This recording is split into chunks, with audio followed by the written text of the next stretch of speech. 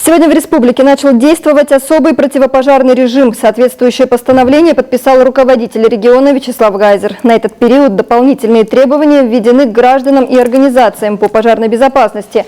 Подробно о противопожарном режиме мы поговорим в студии с руководителем комитета лесов в Коми Василием Осиповым. Здравствуйте, Василий Максимович. Добрый день. Какие же ограничения вводятся на этот период?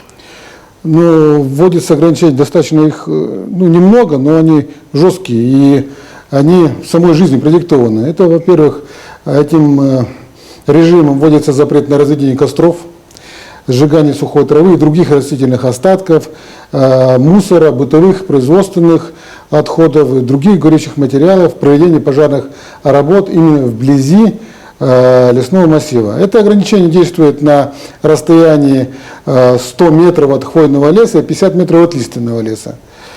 Также действуют ограничения, предусмотренные правилам пожарной безопасности в наших лесах, а их никто тоже не отменял. Впереди майские праздники, люди после зимы наверняка потянутся в леса. Кто-то захочет разжечь костер, даже если подальше от леса. Как им правильно действовать? Костер, если вы собираетесь разжечь, хотите там что-то, шашлыки пожарить или еще что-то, там минимум всего, что надо сделать, это выбрать подходящее место, которое свободно от порубочных остатков, бурелома, каких-то еще горючих материалов, насколько это возможно. Подготовить кострище, то есть сделать вокруг кострища минимизированную такую полосу. Лопатой просто прорыть не менее полуметра.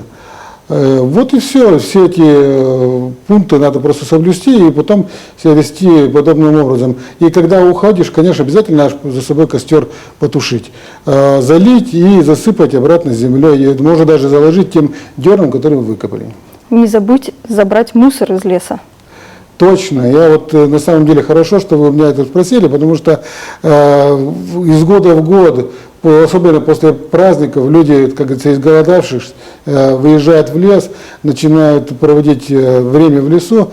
И около особенно тех мест отдыха, которые устроены, которые вычищены к этому времени нашими, в том числе и школьниками, другими людьми, после праздника, к сожалению, приобретает вид свалки. Поэтому, обращаясь ко всем, уважаемые граждане, пожалуйста, ведите себя нормально, посмотрите вокруг себя, когда вы уже все закончили праздновать, уберитесь после себя, увезите за собой мусор. Или, по крайней мере, там, где место отдыха, там обязательно сделано место для сбора этого мусора. Уберите туда его, выкиньте, не оставляйте за собой так неубранное место. Тем, кто все-таки нарушит противопожарный режим, что им грозит? Это будут штрафы?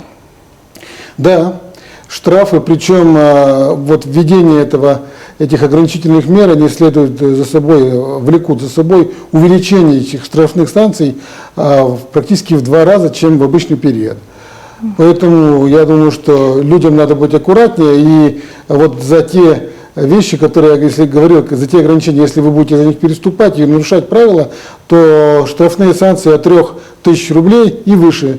Причем в некоторых случаях, если там достаточно большой ущерб, вообще может быть даже наступать уголовная ответственность. Ну и что делать людям в случае, если они заметили все-таки лесной пожар? Куда звонить? Позвонить можно по общероссийскому номеру, я даже вам сейчас могу продиктовать, это +7 800 100 94 00, это причем звонок бесплатный. Это телефон доверия лесного хозяйства по Республике Коми, прямая линия лесной охраны. Кроме того, вы можете позвонить в ближайшее лесничество, сельсовет по телефону 112 01. В общем, в любые административные какие-то органы, которые располагаются, куда вы можете дозвониться, там люди разберутся, все в курсе дела, и, в общем, подмога придет. Ну и, конечно, по мере возможности надо сделать так, чтобы ограничить распространение этого огня. Но хотел бы, конечно, тоже обратиться, надо себя аккуратно вести. Самодеятельностью особо вовлекаться не стоит, потому что огонь не терпит этого баловства. Что ж, Василий Максимович, надеемся, первые майские каникулы пройдут все-таки спокойно. Но я напомню, сегодня у нас в студии был руководитель комитета лесов в Коми Василий Осипов, и мы говорили о противопожарном режиме.